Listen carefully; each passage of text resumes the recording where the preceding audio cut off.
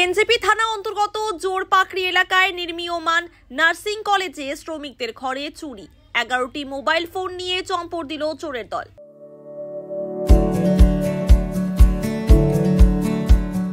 Pampered, not just a hospital, but a mother.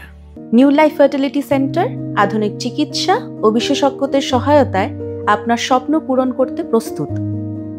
নতুন জীবনের স্বপ্ন সত্যি করতে আজই যোগাযোগ করুন। নতুন জীবনের সূচনা এখানেই। স্থানীয় সূত্র জানা গিয়েছে, রাতে শ্রমিকরা ঘুমিয়েছিল, সেই সময় চোরের দল ঘরে ঢুকে মোবাইলগুলি নিয়ে চম্পট দেয়।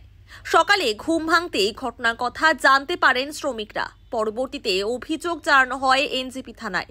শ্রমিকরা জানান, আলিপুরদুয়ার থেকে এসে নার্সিং কলেজের নির্মাণ কাজ করছেন।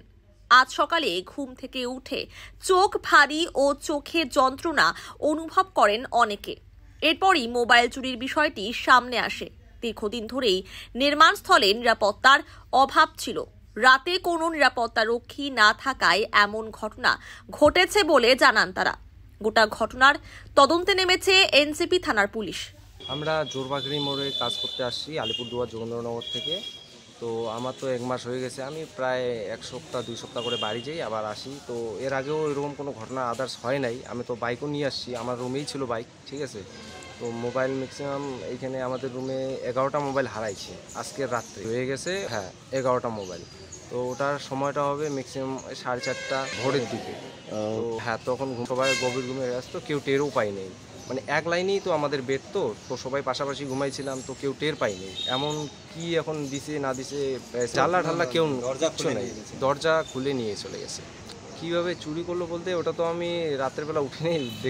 চোখটা সকাল সকাল ব্যথা করতেছিল, ওটা সবাই বলতেছিল। তো চোখ হালকা, আর ওটা আমারও এখনও করতেছে। চোখ যখন আর কি একটু বন্ধ করি তখন একটু ব্যথা করে আর একটু জ্বালা করতে মনে তো হয় সেই রকমই। তখন সবারই করতেছে, কেউ টের পায়নি।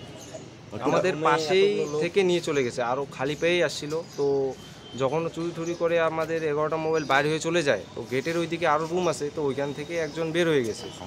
তো বার হওয়ার পরে ও দেখে ফেলছে যে প্যাকেটের মধ্যে মোবাইল নিয়ে যাচ্ছে। তো দেখছে যে আমাদের বা কেউ রুমের অনেক আরও আছে ওইদিকে ঘর, তো ওইখানকার কেউ নিয়ে গেছে হয়তো।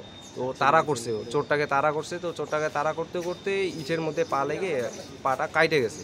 তো তখন ও আর তাড়া করতে পারেনি। আর চোর আগের থেকে ওইদিকে প্ল্যান করে রাখছিল হয়তো।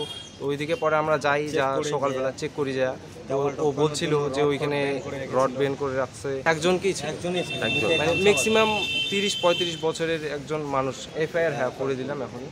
জোরপাকড়ি মোড়, দিশা নার্সিংহোম কলেজ হচ্ছে। আমরা যেমন এইগুলাই ঢালাই রাজমিস্ত্রি কাজ যেগুলো হয়, আমরা আলিপুরদুয়ার যোগেন্দ্রনগর।